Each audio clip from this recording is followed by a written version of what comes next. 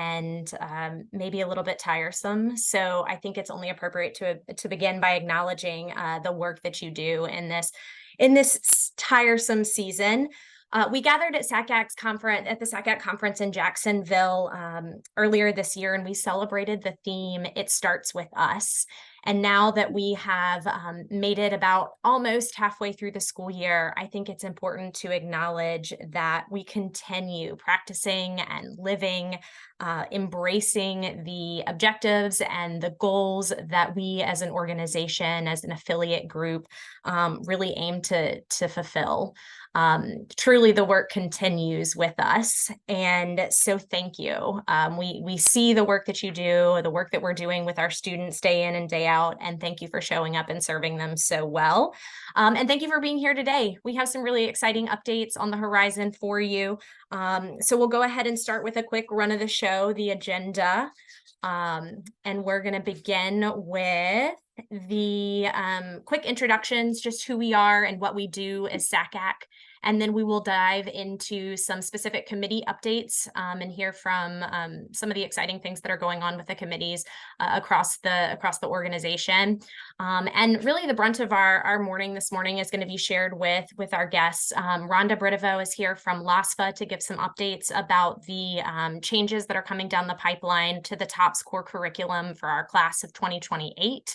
And Ann Carmichael is here. We're excited to hear a little bit about the highly anticipated unveiling of the FAFSA and some of the changes and what that may look like for our students.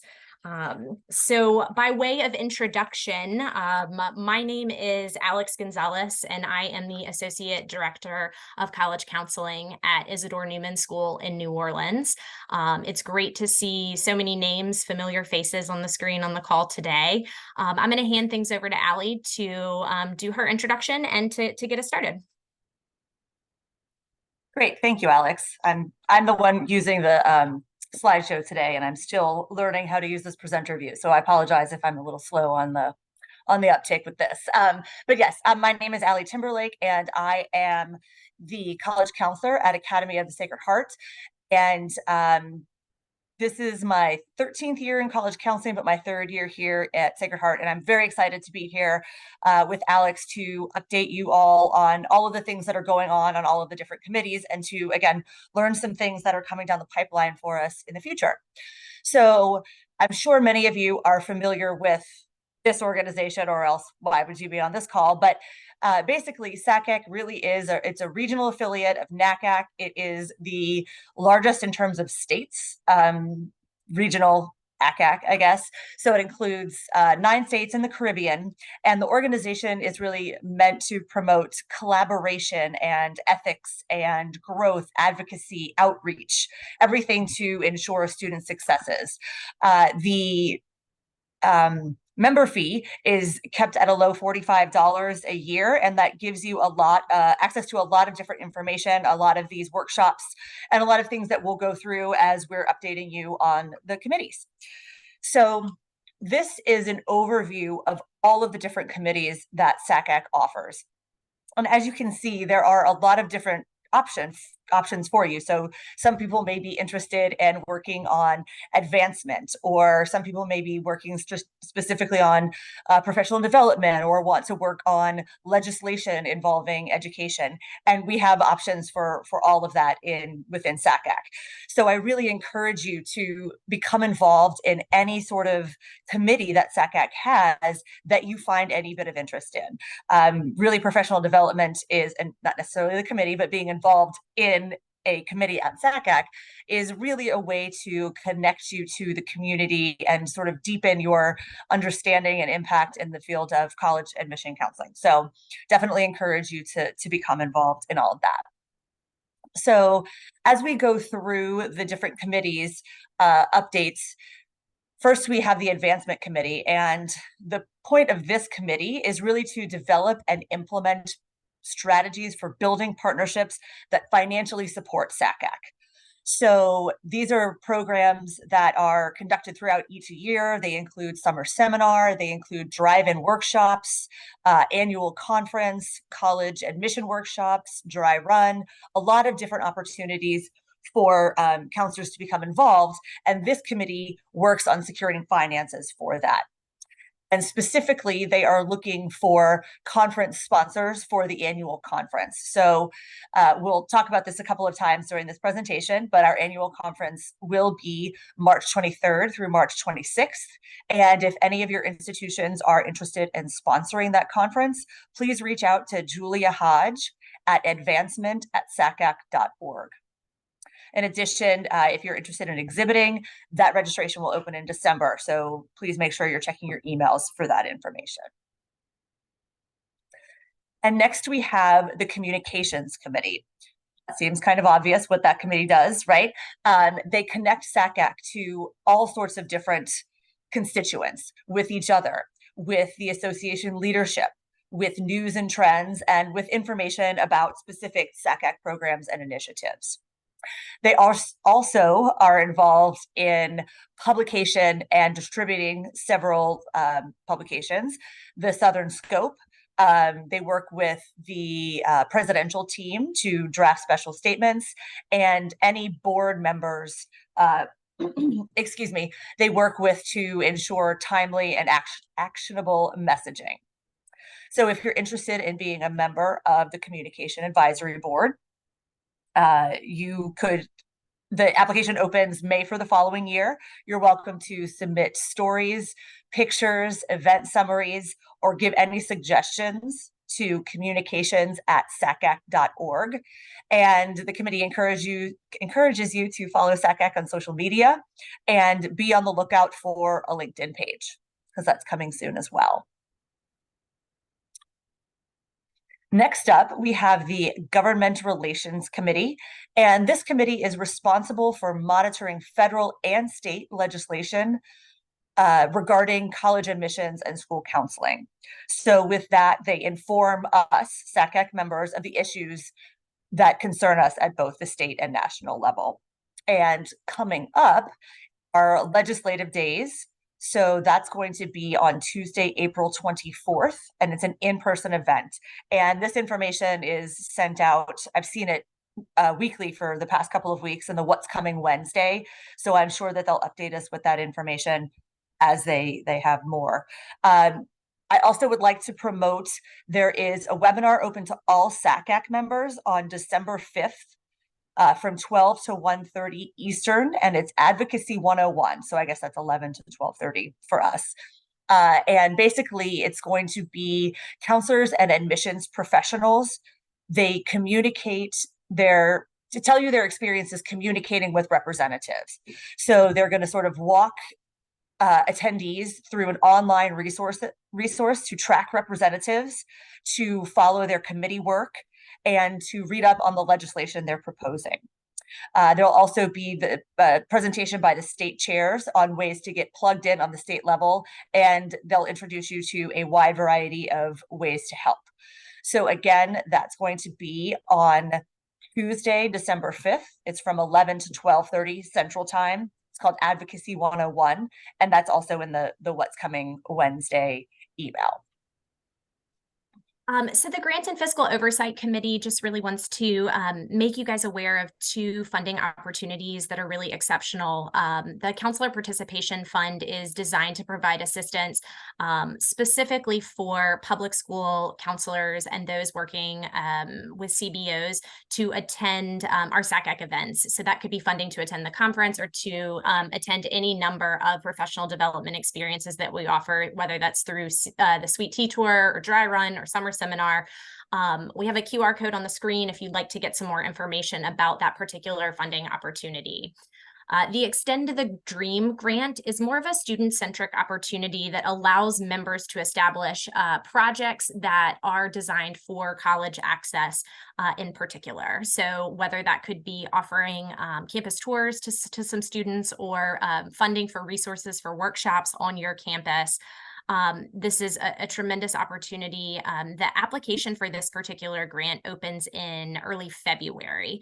But for more information about that timeline and how to apply and how that grant has been used in the past, I encourage you to check out that QR code at the bottom of the screen here.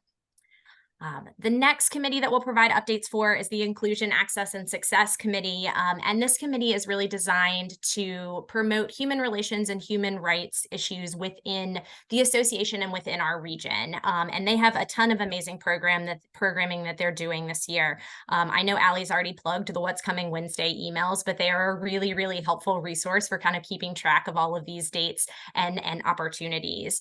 The mentorship program is run through the IAS committee, and really just partners interested professionals with a mentor in the profession so that there can be some continued collaboration and partnership throughout the year. SACAC Leads is an ideal opportunity for those of you who maybe 3, 4, 5 years ago had the opportunity to attend summer seminar or dry run as a member that's new to the profession, but is looking to kind of find a way to develop some leadership skills within the organization and within the profession more broadly, and to kind of to grow into that mid-level service. So we encourage you guys to check out the QR codes for those opportunities if either of them sound of interest to you. The virtual book club, I'm really excited to promote this one because actually, if you guys just wanted to stay on this Zoom link for another hour and a half, I'd be hosting one of the book club conversations that we're doing. This fall, we actually sort of shaped the book club a bit different. It's more of a mixed media club, and so we've been covering various episodes of Netflix shows. Yesterday, the discussion centered around a Lizzo song. I'm going to be talking a little bit about an episode of a podcast called Code Switch and cultural appropriation. Basically, these ideas that we can gather together and speak about the issues of equity and inclusion in our respective fields and how we're running into them in our day-to-day lives. The book club will be more of a traditional format as we move into the spring. So for all of you that are interested, we'll be reading So You Want to Talk About Race and meeting periodically to discuss as we move through the reading of that particular text. The programming that IAS puts on is designed not only for counselors, but they also have an awesome series of college admission workshops for students and parents too. These are kind of interactive, completely free workshops for students to jump in and learn a little bit more about various themes in the college admissions process. And I'd like to promote the next event that's coming up, which is actually next Tuesday, November 14th at 7 p.m. And it's titled Affording College, Accessing Free Money, Scholarships, and Paying for Higher Education. And hit up that QR code again if you'd like to learn more about this type of programming. And we certainly encourage you to push that out to your students and your families as you see fit and as you see is relevant. You're probably tired of hearing my voice and Allie's voice a little bit, so I'm excited that I get to introduce Shannon Barrio to talk a little bit about updates from one of the committees that she chairs, the Member Relations Committee. So Shannon, if you want to hop on, it's all you. Good morning, everybody. It's nice to be here, and thank you, Allie and Alex. I loved what you had to say about gratitude. I'm so thankful for the leadership in this organization, and I'm thinking about all the events. That Government Relations Day on April 24th, if you haven't been, it's really an exciting opportunity to go to the state capitol and just see what happens in different committees, the education committee sitting in on that and just listening to the topics that they're talking about. Really helps engage you in that session that's going to be in December. I attend it every year and I learned something new. It's really helpful. So there's a couple of, I'll update you on the membership numbers now. Currently we open the membership in the summertime for the new cycle, the new year. We're sitting at 1,774 members. 423 of those members qualify for our free access membership. And that's for public high school counselors and access counselors at community-based organizations. So spread the word on the free access membership. I'm going to talk a little bit about that later. But anyone's welcome, and they are able to access the resources that we provide for free. And there is some conversation and advocacy from members to open that up to community college representatives and historically Black colleges and universities, their recruiters as well. So that's a next conversation, just to open and widen access for traditionally underrepresented members in our organization. In Louisiana, we have 68 SACAC members, and 17 of those fall under our free access membership. And we have so many more counselors in the state of Louisiana than that. So we really are a state that lags in membership and can use any boost. And when you're talking about like how to volunteer for the organization, sometimes it's really hard to fit in these little, opportunities with all the members that we have. But one of the ways is just promoting SACAC and promoting the organization and encouraging your peers and the conversation around college counseling and college access in the state of Louisiana. But some concrete ways to get involved with SACAC. And these are the ones that fall under member relations. So each of the committees kind of have different opportunities that are going to fall under their committee. And so the committees that are being presented today are all run by board or managed by board members. And then they're able to connect SACAC membership and volunteers with the opportunities within those. The first thing I ever volunteered for in SACAC many years ago was to be a special interest group leader. And it really was my opportunity to kind of meet more people in SACAC and then dive into the special interest groups. And that was with the private school special interest group. But since I've been in the organization, I've gone to the public school special interest group and different other interest groups at conference or online that have interested me. We have 17 different SIGs right now. Kind of like a club on a college campus. If there's a SIG that is not available to you and you'd like to start, we're absolutely open to that idea. We just closed the application for SIG leaders. We've been running it in that What's Coming Wednesday that Allie mentions. It really is a great place. I actually signed up for the webinar, Alex, today because I got it on What's Coming Wednesday and I had missed it just being busy with November 1. And so it's on my calendar for 11 o'clock. It's I have a field trip in a little while and I was going to listen to the podcast. What is it? Playing Pretending on my way to the event this morning before logging on at 11. So that was great to see in What's Coming Wednesday. So we just closed the application, but each SIG has 2 to 3 leaders, and we have the list of all the SIGs that are available at this time. I think at conference we have 15 rooms booked. We've had to book out further than our SIGs are growing, and so we've always been able to find a space for our SIGs. But just a heads up, because of equity, there's 15, and those 3 we try to balance in a space that fits their size. So that's a great way to get involved. If you're able to come to conference, go to the special interest groups. I highly encourage you to kind of meet with your peers. But if you're not able to go to conference, we started opening the special interest groups to Zooms, and we like the special interest groups to meet at least twice a year, like May after conference to talk about kind of what happened in the spring, and then around December. So those are also, I believe, in the What's Coming Wednesdays. You can have links to the virtual meetings. And so that's with our new leaders, gonna start up pretty soon for the December advertising of those meetings. And then another opportunity is conference hosting. And that's if you're gonna attend the conference. It's in Raleigh this year. It's a little bit early in March. But you can sign up for a host if you've never been, or if you're new to the scene, or even if you've been gone a couple of years, but you're looking to meet some friends, or you can be a host. And really what that means is it's just a contact at the conference. And you have a lunch buddy for the Monday lunch when we meet as an organization. So if you're there for the first time and you don't have anybody to eat lunch with, it's a great way to kind of partner with somebody and build some relationships.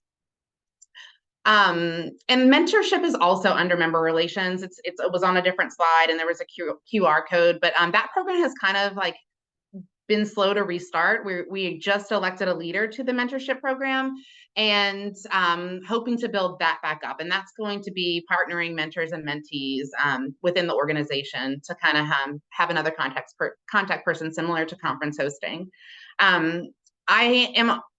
I'm Shannon and I work at Metairie Park Country Day in Metairie, Louisiana. Happy to answer any questions. This is my 3rd year on the board of directors for SACAC, so I will roll off this year. I work with 2 wonderful leaders, Brent Shropshire and Crystal Livingston. So they will be your contacts in member relations, but the 3 of us answer the member relations emails. If you have anything you want to just ask, you can shoot it out there, and we'd love to talk to you about opportunities and just anything you want to talk about. Thanks, Allie and Alex. Thank you. Appreciate it, Shannon.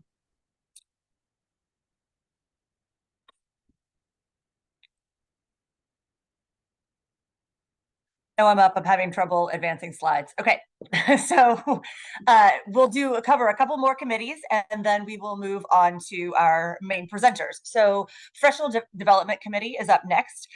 This committee is kind of obvious by the name, right? It's responsible for promoting professional growth activities, including seminars and workshops, many of the things that we've talked about already. And the idea is to really just assist in the development of us professionally. So here are some new things or things coming up on the horizon. Again, we have some QR codes that you can look into for further information.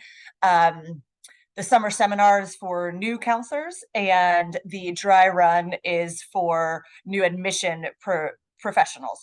And I checked yesterday and I didn't see that there were any dates up for the summer programs yet, but they're pretty affordable. It's a $475 for the summer seminar and $500 for dry run. So if these are things that you're interested in, please check back at the website and get more information so that you have an idea of how to plan your summer. In addition, there is the Sweet Tea Tour and the annual conference. And I've never plugged an email so much as I am plugging this What's Coming Wednesday. But in the one that came out this morning, the details on the Sweet Tea Tour had been released. So this year, they're going to visit schools like Citadel and Clemson, Furman, Wofford, University of South Carolina State, College of Charleston. And the dates are going to be June 3rd through 7th. And the registration is going to open in February. So if that's something that you're interested in, keep a lookout for registration details in February. And then again, we've been talking about this annual conference. This is going to be on March 24th and 25th in Raleigh. So it is a little bit earlier than it has been in the past. And as an AP coordinator, I am so thankful for that, because I have not been able to go to the conference in many years because I have to do AP stuff. So during this conference, there will be a state meeting at SACAC where we're going to have the opportunity to gather and talk about some admission trends and just new things that are coming on the horizon, and basically any admission outcomes that we want to share together. So be on the lookout for that state meeting at SACAC. And I also want to plug the Louisiana SACAC drive-in workshop. So that is going to be held on February 28th, 2024, and it's going to be on Grambling State University's campus. And they're still looking for presenters. So if you're interested in presenting, get your pens out. I have some email addresses for you. You can email either Danielle Staggers, and it's Danielle spelled DANIELLE _ Staggers, STAGGERS at mpcds.com. So that's Metairie Park Country Day School. Or you can email Kayla Williams, and it's KAYLA.Nicole Williams, just like it sounds, at yahoo.com. So those are the emails for presenters if you're interested in presenting at the drive-in workshop on February 28th at Grambling State. Okay, and with this, we are going to move on to our presenters. So first up is going to be Rhonda Bridevo. She's going to be talking, as Alex said earlier, about the TOPS information, particularly information about the new financial literacy course that is coming down the pipeline. And then next up will be Ann Carmichael, who'll talk about FAFSA changes. And I am the one who will be moving the slideshow. So if I'm not on, please just say next, and I'll go ahead and move the slideshow. With that, I'm going to hand over the screen to Rhonda. Thank you, Rhonda, so much for being here. Thank you. Thank y'all for inviting me out today. Appreciate it. Can y'all hear me? Yeah, there it goes. Okay. We're going to go over the TOPS core curriculum, and this is specifically for the 2028 graduates. The legislature this past session enacted Act 267, and that is it added financial literacy as a required 1-unit course for both the TOPS Opportunity and Performance core curriculum and the TOPS Tech core curriculum. So we're going to go over those changes through here. There is also a core curriculum that's in effect. Go back one for me, Allie. I'm sorry. Yeah, There is okay. a core curriculum in effect for 2026 graduates, and then there's a core curriculum that is also in effect for 2027 graduates. And so the 2028 graduates, this like between the OPH and the TOPS Tech, we have 6 core curriculums floating around out there right now. So, but for the Act 267, for your TOPS Opportunity Performance and Honors kids that are on TOPS University Diploma Pathway, this is adding an additional core curriculum course. So it's going to bring their total from 19 to 20.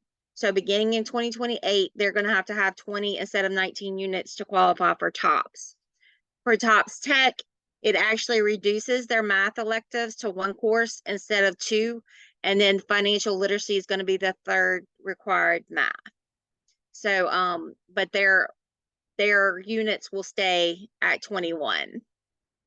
Okay, go ahead to the next slide, please. So these are the 4 questions I had most around regarding Act 267 and the financial aid literacy requirement. I'm sorry, not financial aid, financial literacy requirement. It does make this a graduation requirement. So in addition to adding it to the TOPS core curriculum, they have to have this as a graduation requirement. There currently is a course called Financial Literacy TOPS Tech and TOPS Jumps can take as a math requirement. That course has been struck out in the legislation, and a new course called Financial Literacy with a new course code will replace the current course. So just note that that financial literacy course that's out there now is going to be replaced. The legislation also has very specific topics that must be covered in the course. However, it's not limited to those topics. And if you want to see the topics in the legislation, I have that link there, or I can send it to y'all directly. But some of the topics is like, the course has to cover is like how to fill out a loan application.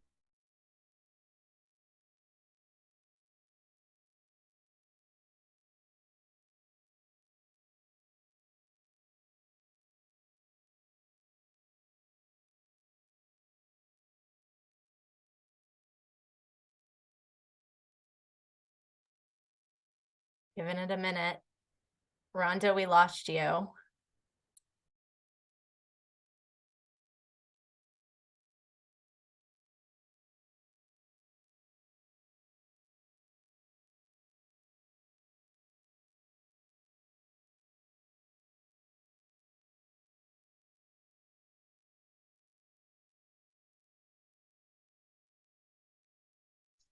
I'm sorry, my Zoom kicked me out. I'm back.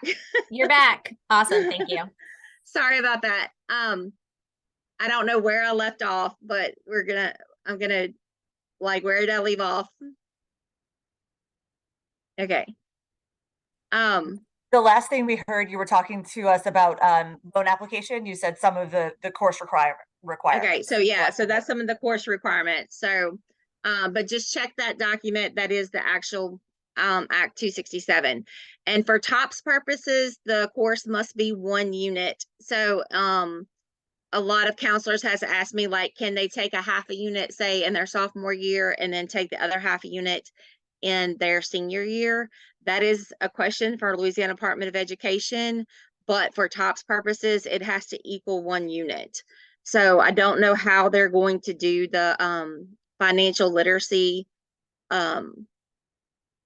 when that course is developed, and I'll have an update at the end to tell y'all about that also. But go ahead to the next slide.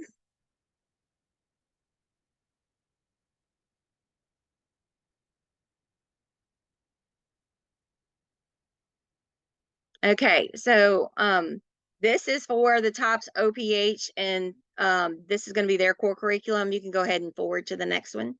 So of course they have to have their 4 Englishes, so English 1, 2, English 3 or 4, or the comparable AP or dual enrollment courses comparable to English 3 and 4. You can go to the next. And then we have to have for OPH for math, they have to have Algebra 1, Geometry, and Algebra 2, or one of their, what we like to call that last course, their math electives, whichever one they want to choose from that list right there. So that's their 4 maths. And then their sciences, biology and chemistry 1, And then, of course, they get to pick their 2 electives from that list. So that's their 4 sciences. And then their social studies, they have to have the U.S. history or the equivalent, and then their government or civics class, and then their 2 units there. Just note on, they did add Introduction to Psychology recently. That is a dual enrollment course. That is not a like psychology that you would just take at your high school, like your psychology and sociology. That's like that dual Introduction to Psychology is a dual enrollment course. So, and then the 2 foreign languages or the 2 computer science, the 2 computer sciences as a foreign language actually start with the graduating class of 2027, but it will move forward with the graduating class of 2028. So they're either going to have their 2 foreign languages in the same language or their 2 computer science courses. And just note here, they can't have like Spanish 1 and then computer science. They're going to have Spanish 1 and Spanish 2, or one of the 4 courses listed underneath the computer science. Okay. And then this is their art course that they can take, wide variety listed there. And then they're going to add, you can go ahead to the next one. And then this is the financial literacy unit that they will add. So this is a separate unit that they will add for the OPH core curriculum. All right, and this is going to be for your TOPS Tech or your TOPS Jumpstart recipients. So they are going to have their English 1 and 2, and then they get to kind of choose on their English 3 and 4, 2 from that list. You can go ahead to the next one. And then we have their Algebra 1, and then they have to have geometry or an applied geometry course that takes effect with the graduating class of 2027. And then their 3rd math will be their financial literacy, and then they get to choose from their 4th math. And then they will have to have biology, chemistry 1, or one of the science listed there. And then, of course, they have to have their U.S. history and their civics or government class. You can move to the next one. And then their 9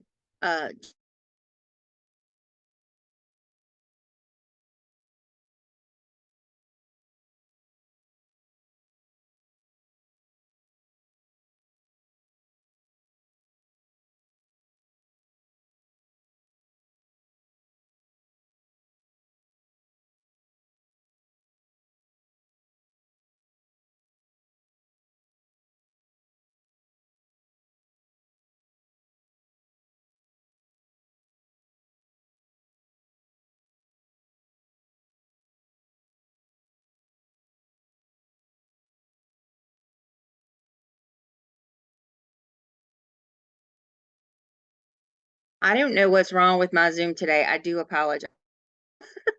I'm back. Apparently, it just keeps dropping me out. Okay, we can move to the next slide, Allie. Guys.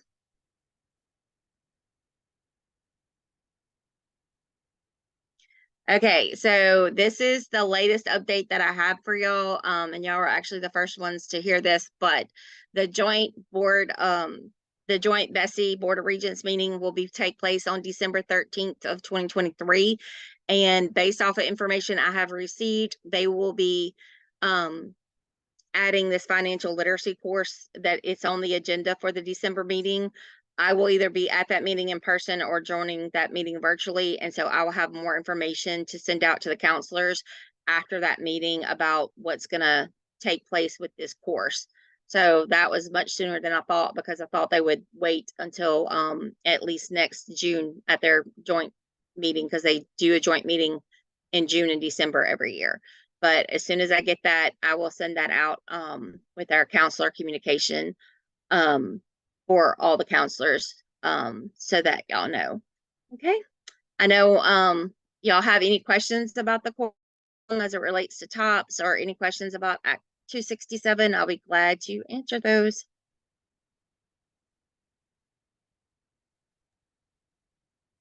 I'll go first, Rhonda. I have a question about the it's actually the computer science requirements.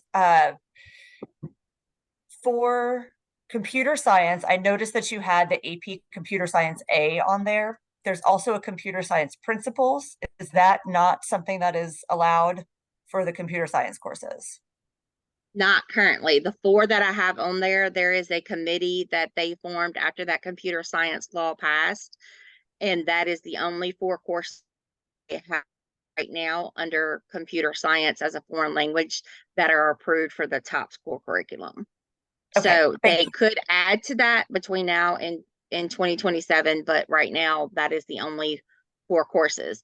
And computer science A is also approved as a math elective. So, but students cannot double dip. So in other words, they can't take AP computer science and use it as a math elective and use it as that computer science as a foreign language elective. So they can't double dip. They have to use it as one or the other.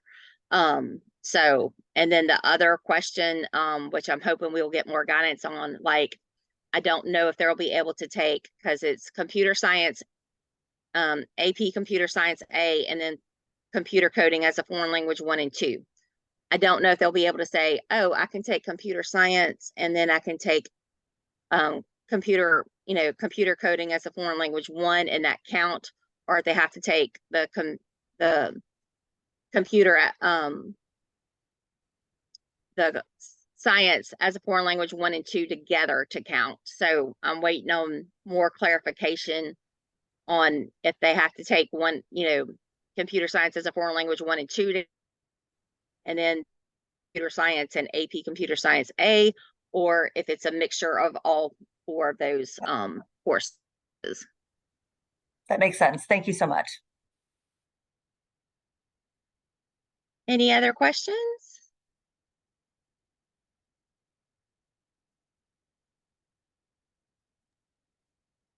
All Okay. right. Well, thank y'all so much. Thanks for Yes. inviting me today. Thank And you. if you have I really questions, drop them appreciate in it. the chat. Thank you. Awesome. All right. And with that, we are going to, as soon as I can get the slide to move, we're going to move over to Ann Carmichael from Leela, and she's going to talk to us a little bit about FAFSA completion. So, Ann, if you could come on up, it would be great. Absolutely. Good morning. When I was asked to speak about FAFSA changes this year and take 15 minutes to do that, I was in quite a dilemma. But we will jump in and try to talk about some of the highlights. But as you know, FAFSA has been, the 24-25 FAFSA has been delayed until December. No start date yet, but we will all be in this together.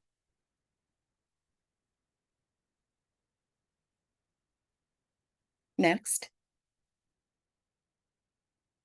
Now, everybody knows how important the federal student aid ID has been in the past. This year, it is mandatory for everyone. There's no more print and sign with a wet signature and send your do your signature via U.S. Postal Service. Everybody's going to need a federal student aid ID. Now, in the past, it's always been those with a social security number are the only ones to be able to create this ID. But we're told that there is a new process for those without social security numbers and those who are even undocumented to create this ID. But everyone must have one.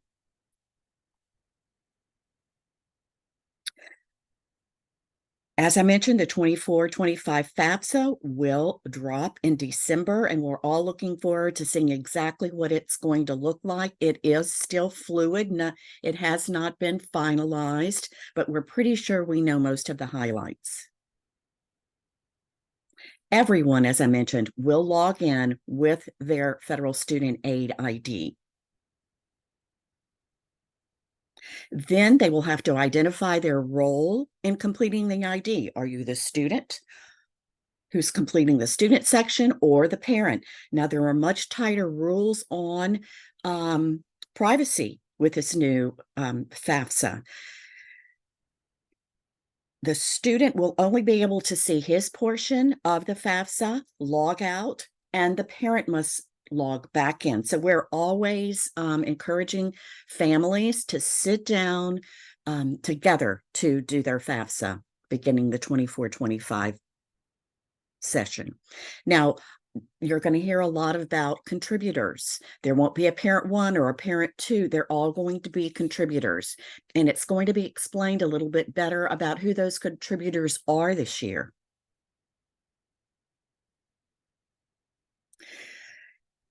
Now, in this situation, the student has signed in and he can see everything that he put in his federal student aid ID. If there's a problem, it needs to be resolved right now. If there are updates that need to be made, the student does need to make them, and this is very important in the process. New this year, out with the IRS data retrieval tool, yay, and in with the consent agreement. Now, every contributor must consent for FAFSA to grab their information from the IRS and drop it in. If the information on your FSA ID does not match, you are going to have some trouble, because that's what they're going to use to get information from the IRS. So make sure that students and parents are aware of this. They even if they have not completed a tax return for 2022, this is going to be verification that there's no tax information on record. If students, or let's say contributors, any contributor in the process refuses to sign that consent agreement, that student will not be eligible for federal student aid. Some of the sections have changed a bit. You're going to start off with the student's personal circumstances. Of course, they're going to be asked questions to determine their circumstances.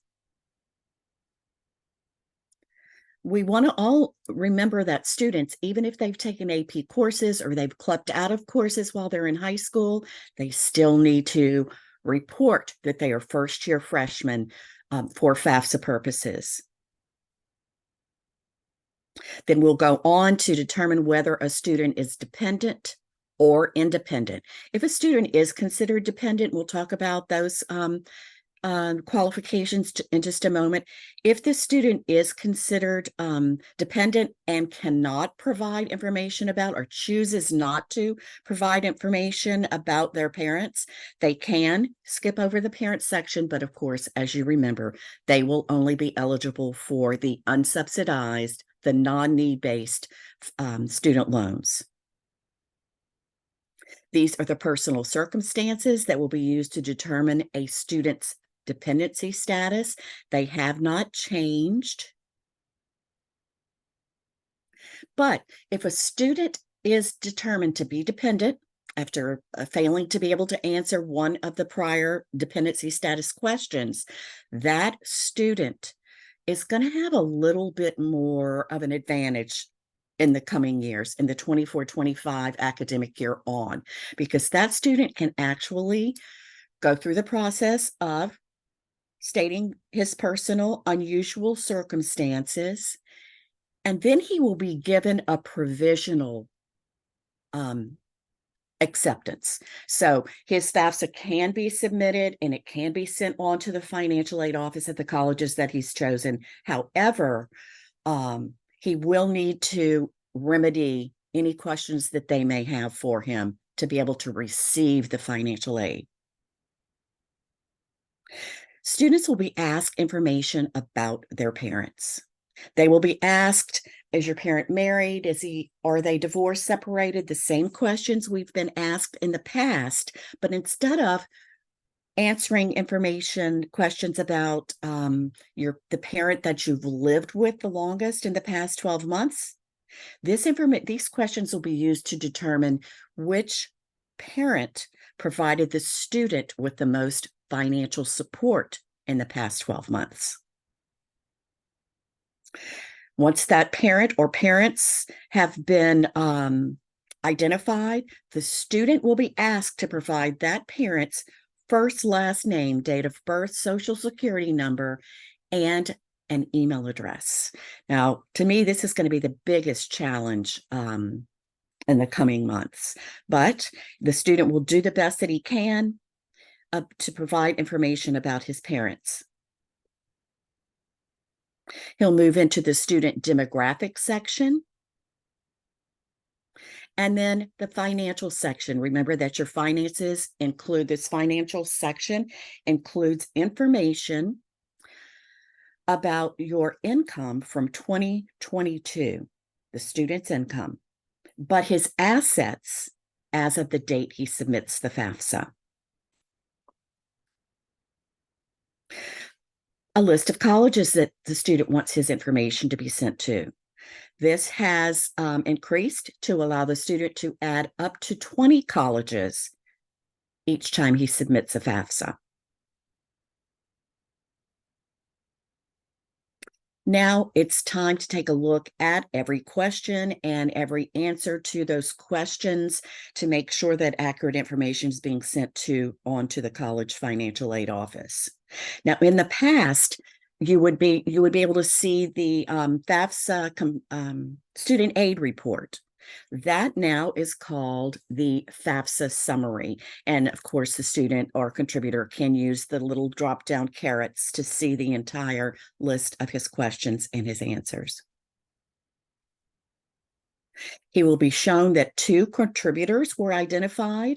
Those 2 contributors will be sent emails telling them that the information is needed for their students' FAFSA. And then it's time for the student to sign. The student can sign the FAFSA, but cannot submit. In the past, you were able to submit, and then your parents could log in, provide their information, and resubmit. The FAFSA is not going to be able to be submitted until every contributor contributes. And remember, like in the past, once a FAFSA is started, they have 45 days to complete. So if the student sends the emails on to the parents and they do not act within 45 days, the student's pretty much starting from this first step. Now, the contributors will receive an email stating that the student has invited them to participate in the process. The contributor will log in with his username and password, consent to have his information moved from the IRS and dropped into the FAFSA, and then information about the parent of the dependent student. His finances, his income from 2022, and his assets as of the date that he submits the FAFSA will be reported in the financial section. Again, parents will be asked about any federal benefits that his family, anyone in the family, has received.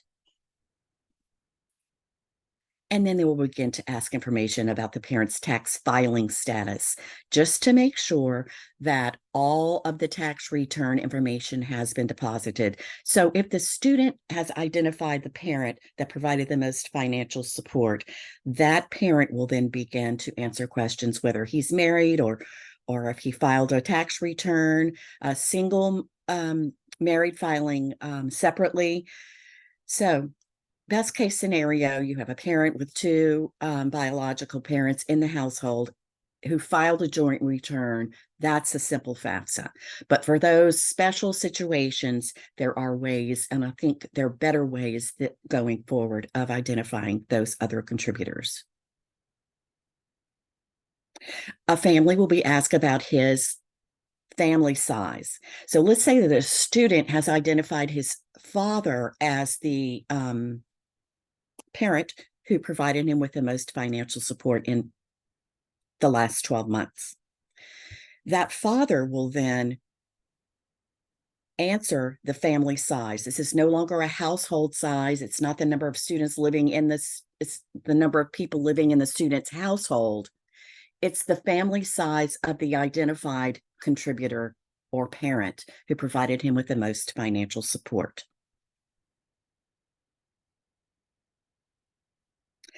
And of course, more information about the 22 tax return. And these individual manually entered questions are very few going forward. Much more information is going to be able to be drawn from the IRS site. Then the parent will see his FAFSA summary and make any changes that he needs to before it's submitted. And of course, it's time for the parent or contributor to sign. And you can see now, if they can tell, of course, federal student aid sees that the student has already completed his section. Once the parent or last contributor contributes, then this FAFSA can be submitted. The parent and student will receive information about what's going to happen next once the FAFSA form is completed. And I think they've done a much better job in explaining these situations to students and to their parents. Of course, we always try to encourage students to complete their FAFSAs. Louisiana public high school students must complete their FAFSAs, but we offer a $1,000 FAFSA completion scholarship to encourage everyone to do so. And we encourage them to stay in the state of Louisiana to attend college. And as many of you know, we do offer a $1,000 Choose Louisiana scholarship. This is for any student, whether they're already enrolled, going back to graduate school, they're all eligible. And my contact information if you need to reach me.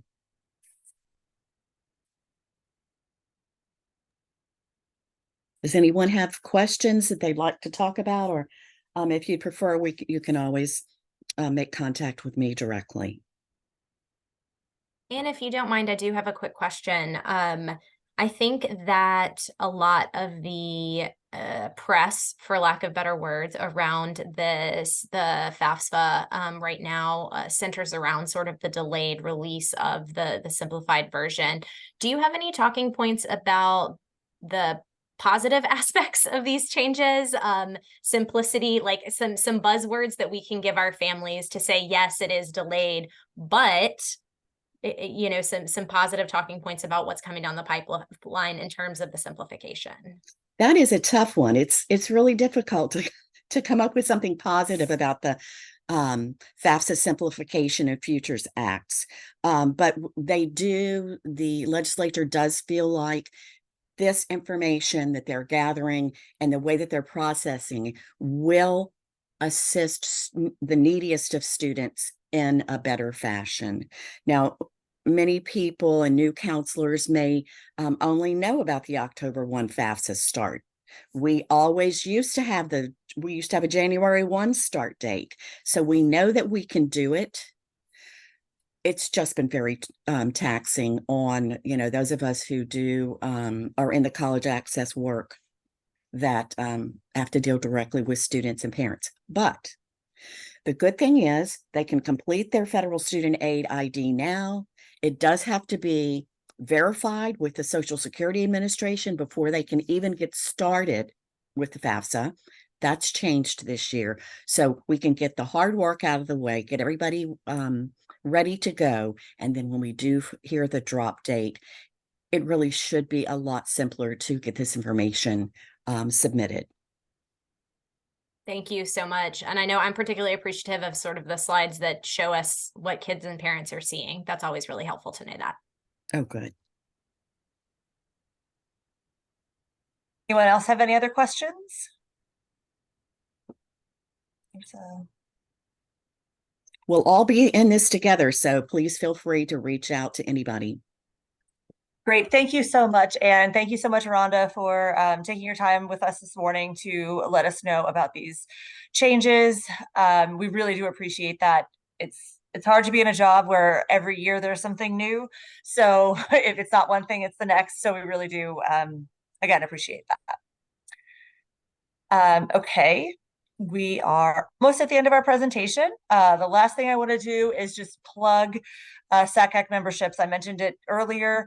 It's a very reasonable fee, $45 a year. If you need to register for membership, or if you have a professional colleague who you want to encourage to join SACAC, QR code is right there to receive some more information. So please make sure that you are staying involved in this organization. It's really great. Again, we went through a lot of different resources for you to become involved, and we really hope that you continue that. With that, I'm going to thank you for coming. But before you log off, please, we have someone from the State and Area Initiatives Committee who would like to jump in on and say something. So if you're there waiting for us, please feel free to take over. Good morning. This is Corey Bailey. I am one of the SAI co-chairs. I serve on the board of directors. Came in on the class with Shannon, so I will be rolling off in the spring. I was about to say April, but that annual conference being in March is throwing me off this time. But we just like to hop on because we know that Alex, you and Allie are volunteering your time to serve in this capacity as Louisiana state chairs. And just like all of us, we have a real job, we have our personal lives, and we just want to acknowledge the time that you took to put this event on, and really do not want to miss an opportunity to thank you for the hard work that you put in and leading us through these different sessions and giving us this really helpful information. So just wanted to thank you for that. And yeah, I think this was a great presentation, y'all. I hope everybody else enjoyed it. There was some really good information and nuggets. I know that my SAI co-chairs, all of us were kind of texting in a group, even writing down notes ourselves, even though we're respectively in Mississippi and Arkansas and Tennessee, but this information is even pertinent to us. So we do thank you for that. Yes, thank you so much. We appreciate the opportunity to be here.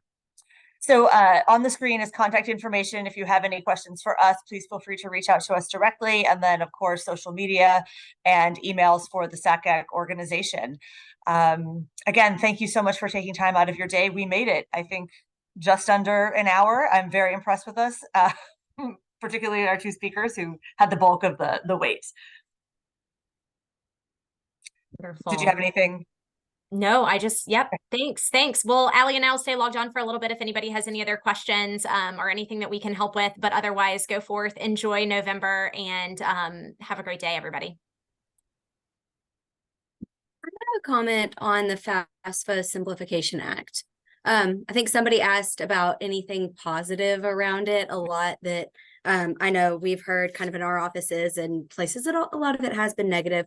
I recently was at the LACRO conference when somebody in a financial aid office was presenting on it, and it was a pretty positive presentation. And three things that I kind of took away from that we'll try to share with students about good things about the FAFSA.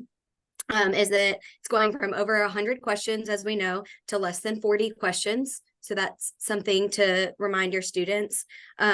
Students can now have a negative SAI or was EFC. That won't really change how colleges award our need-based money or Pell Grants. But what that can do for colleges is we can kind of prioritize grant money to students who have those negative SAIs. So that's beneficial. And then the amount of students that will qualify for Pell Grants will likely increase, as well as the amount of the Pell Grant. So those are a few positive things to share with your students.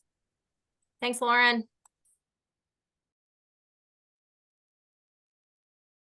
Anyone else with any comments? Questions? I see Nancy, you wrote in the chat, 2024 calendar says April 24th is a Wednesday, not a Tuesday. Got the information from the email I keep plugging. What's coming Wednesday? I did just check the one that was sent out this morning. It does say Tuesday, April 24th. So hopefully that will be clarified further, maybe in the next email or as we move closer to that date. I apologize that I don't have any more information.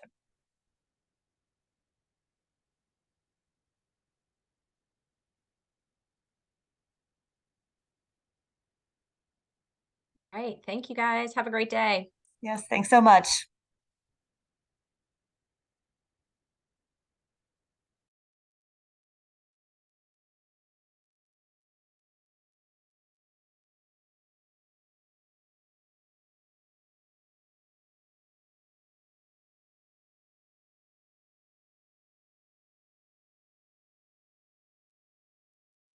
Hey, Alex and Allie, how y'all doing?